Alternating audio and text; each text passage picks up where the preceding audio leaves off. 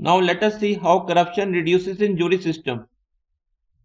Much of the corruption in judge system is via organized criminals or large corporates who have hundreds of cases in a state against them.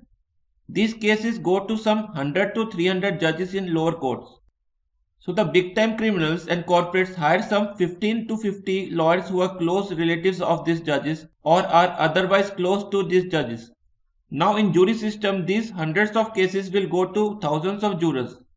Example, if there are say 100 cases against a gang lord and his members, or there are 100 cases against a company in a state, these cases will go to 12,000 jurors. A nationwide corporate would be having 1,000 cases a year against it all over India and would end up confronting 12,000 jurors a year all over India. No gang lord or company owner is capable of bribing so many citizens, so they give up. Further, in judge system, a judge has to keep commitment after taking bribe or else he will not get repeat business. In the jury system, the jurors change with every case and a juror cannot come back in jury for next several years. So the bribe giver has no assurance that the juror will keep the commitment, and very often, due to hatred against criminals, jurors will still punish a person even if he has taken bribe, since after taking a bribe he has nothing to lose.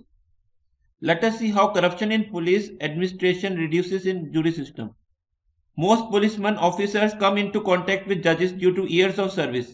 Almost every policeman officer knows which relative lawyer to contact if there is a case against him in a particular judge's court.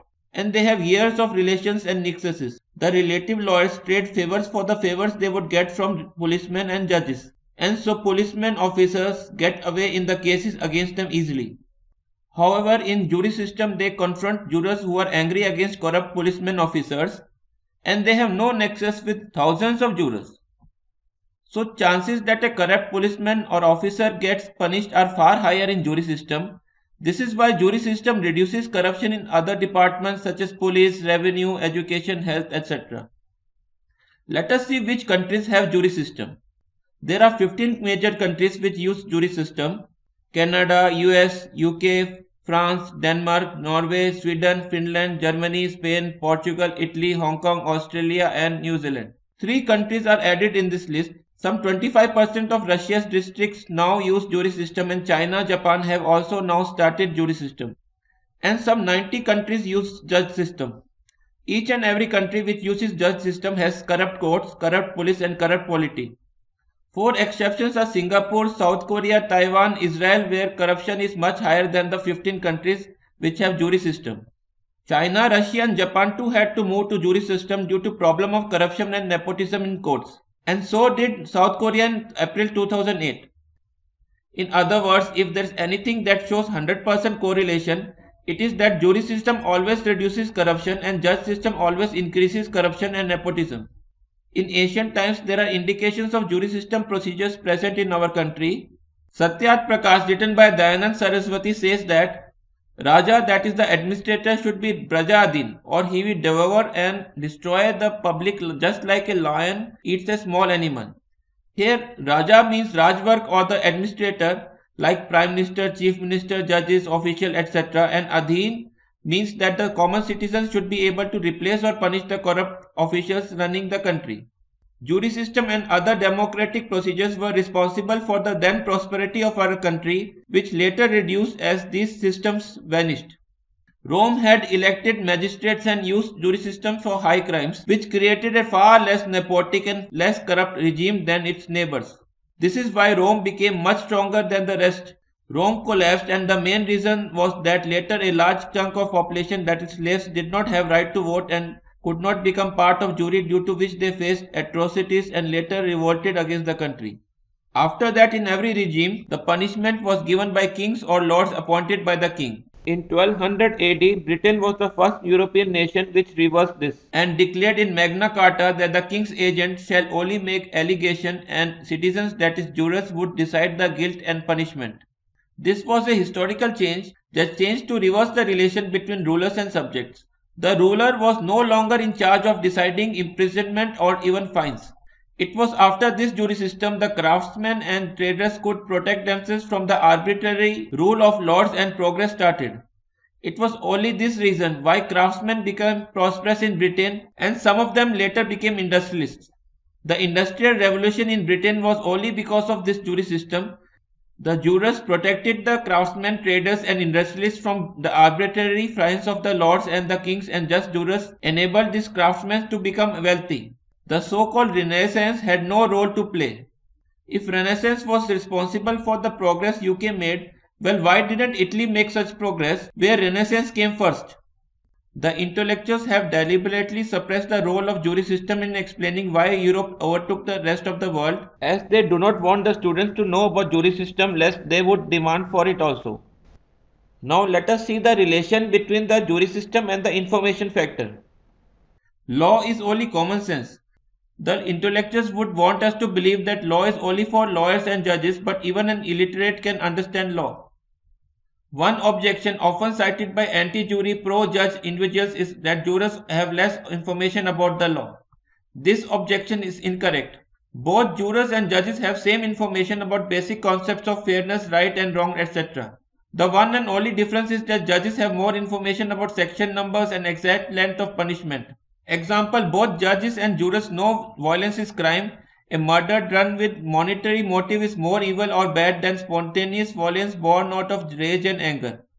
But jurors may not be aware of specific details like such action falls under which section and such act carries maximum punishment of say 5 years or 14 years or 6 months and so forth. The pro-judge anti-jury people do not mention the other point. That is, judges progressively get more and more nexus with lawyers and rich and also take bribes via relative lawyers. Now let us see stand of all political parties intellectuals on the jury system.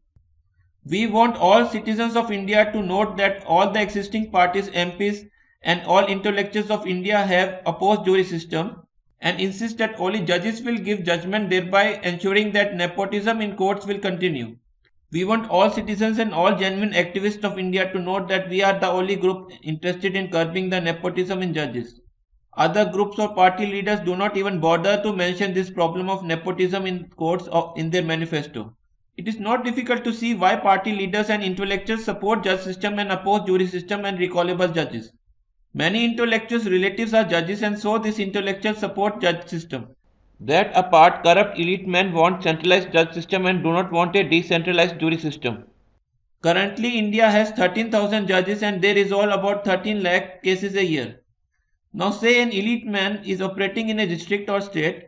Say he has 20 cases against him in a year or 600 cases in a period of 30 years. That law-breaking elite man now needs to manage only 10 to 20 judges to deal with these 600 cases. If the jury system comes, he will have to manage 7,200 jurors, which is impossible task. In other words, the law-breaking elite man's life will become far more difficult in jury system. The intellectuals are agents of this elite men and so support judge system and oppose jury system. Almost all party leaders have refused to even discuss the issue of nepotism, corruption in courts, forget solving it. We request all citizens to ask their favorite party's leaders on this issue of nepotism in judges, corruption in judges and see if they are worth voting for. And we request activists to ask intellectuals on this issue and decide if they are worth following. Let us talk about the historical Nanavati case.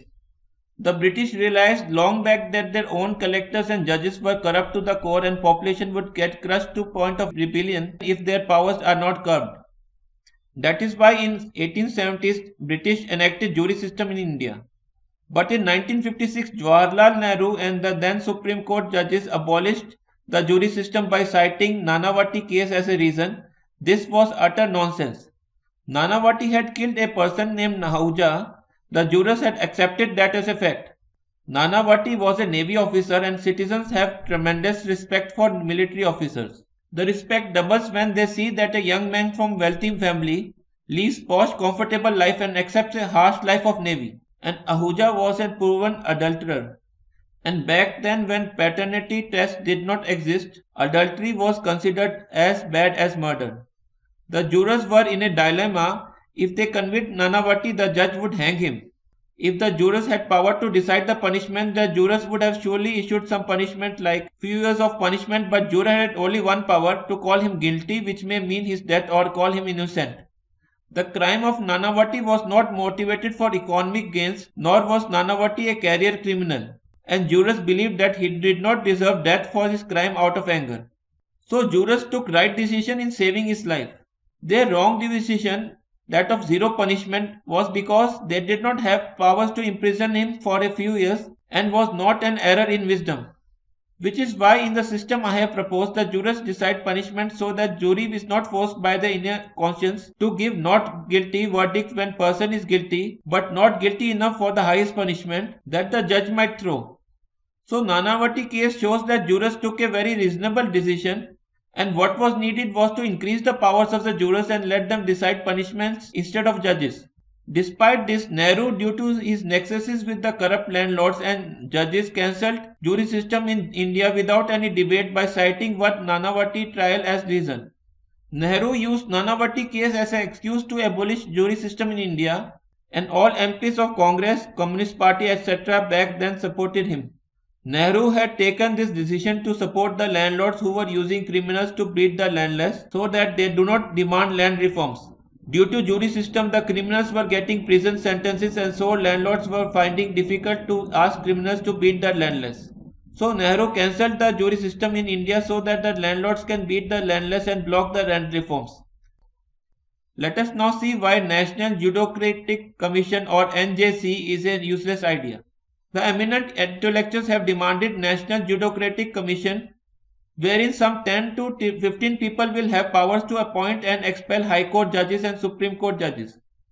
These 10 to 15 people will sell out to multinational companies and Indian elite men, and all the courts will become fiefdom or property of multinationals and Indian elite men after National Judocratic Commission comes. We support right to recall Supreme Court judges, jury system and oppose National Judocratic Commission proposal.